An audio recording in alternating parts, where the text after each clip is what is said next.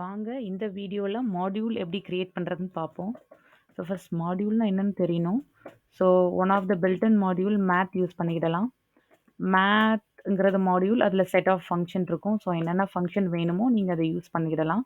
Say for example square root கண்டுபிடிக்கணும்னா நீங்கள் டைரெக்டாகவே மேத் மாடியூலை இம்போர்ட் பண்ணி அதில் உள்ள எஸ்கியூஆர்டி மெத்தடை யூஸ் பண்ணிக்கிடலாம். ஸோ இப்போ நம்ம யூசர் டிஃபைன் மாடியூல் எப்படி கிரியேட் பண்ணுறதுன்னு வாங்க பார்க்கலாம்.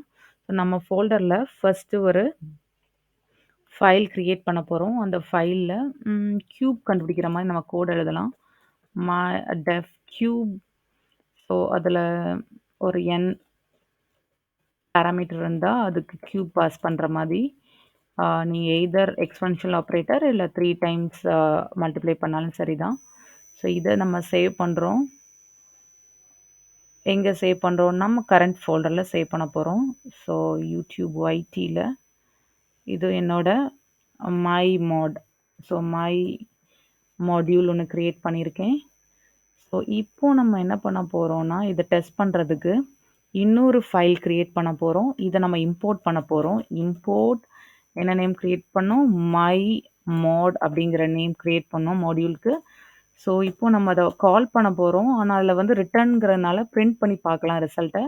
எப்படி கால் பண்ணோம்? மை மோட் அப்படிங்கிற மாடியூலில் எனக்கு க்யூப் அப்படிங்கிற ஃபங்க்ஷன் இருக்குது. அது உள்ள நான் ஆர்குமெண்ட் பாஸ் பண்ணால் எனக்கு அவுட்புட் வருதான்னு செக் பண்ணணும்.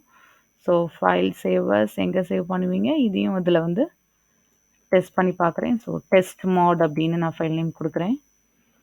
ஸோ இது டெஸ்ட் மோட், இது வந்து மை மோட். ஸோ டெஸ்ட் மோடில் நான் வந்து மை மோடை இம்போர்ட் பண்ணி அதில் உள்ள ஃபங்க்ஷனை நான் கால் பண்ணியிருக்கேன்.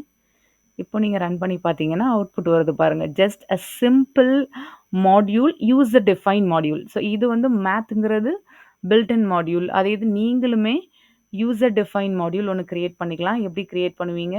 ஜஸ்ட்டு ஒரு ஃபைல் உள்ள ஃபங்க்ஷன்ஸ் எல்லாம் எழுதி வச்சுக்கிருப்பீங்க. அதுக்கப்புறம் இன்னொரு ஃபைலில் இருந்து நீங்கள் இந்த ஃபைல் நேம் மாடியூலாகவும் டாட் அந்த ஃபங்க்ஷன்ஸை நேம் வச்சு ஆர்குமெண்ட் வச்சு பாஸ் பண்ணிங்கன்னா அது கால் ஆகி உங்களுக்கு ஆன்சர் வரும். ரொம்ப சிம்பிளாக இருக்குல்லங்க. ஸோ இந்த எக்ஸாம்பிள் எழுதி நீங்கள் எக்ஸாம்ஸ்க்கு ப்ரிப்பேர் பண்ணிக்கலாம்.